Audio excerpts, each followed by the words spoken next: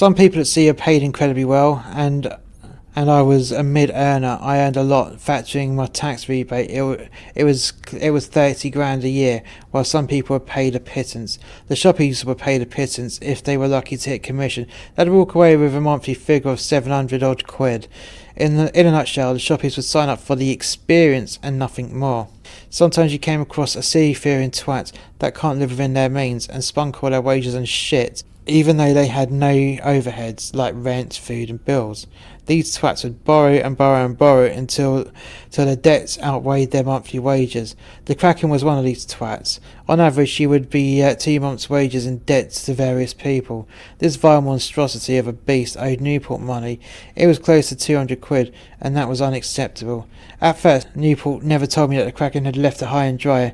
It got to the point that Newport started to struggle to keep to her own budget. It also didn't help matters that Kraken was Newport's cabin mate. Newport kept trying to get a cabin swap, but none of the shoppies would oblige her on this request, as no one wanted to bunk with this nasty scabby sack of shit. One day halfway through the month, Newport reluctantly asked to borrow some money off of me. This wasn't an issue for me, as I had a huge surplus of cash, so I lent her 100 quid. Then I asked her why. Newport laid it bare to me. The Kraken keeps borrowing money from me and anyone else you can get her meat hooks into. She doesn't pay for anything in the bar, and when people go ashore, she'll tag along with no cash, so people would have to chip in for her to cover her share of the tab. I was stunned. This has to stop, I said firmly. I'm not having this. This fat cunt was making you borrow because she hasn't paid you back. Have you ever asked for it back? Newport nodded. Every time I asked for some of it back, there's always an excuse, or that she had to pay someone else back, or she had a huge bill from back at home.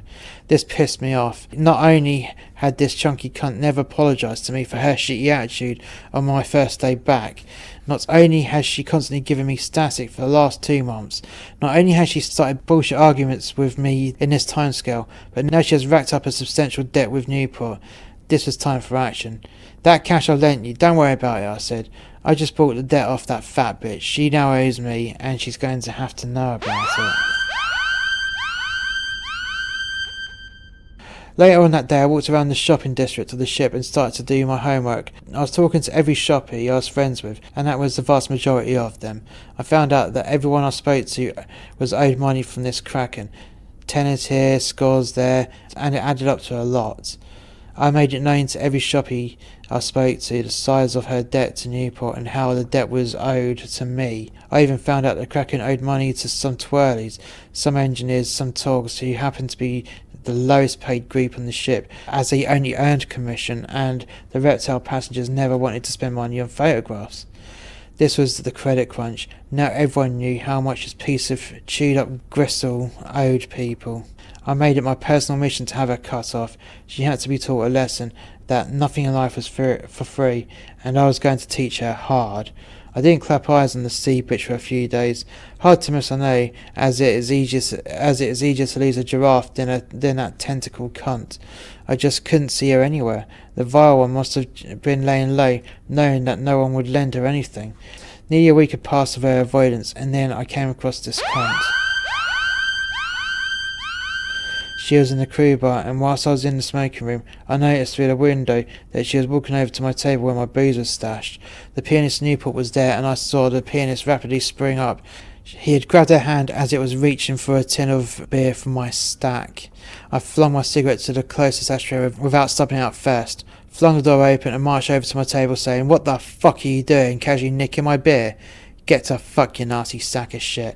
The crewbar fell silent in anticipation of my next rage-filled argument with the Kraken. "You got a big stack and I was only going to borrow one," she said. The pianist let go of the sweaty obese tent and it slammed down to her side like a ton of bricks. You could see the shockwave ripple through her flab. "You don't like me, and I sure as fuck hate you.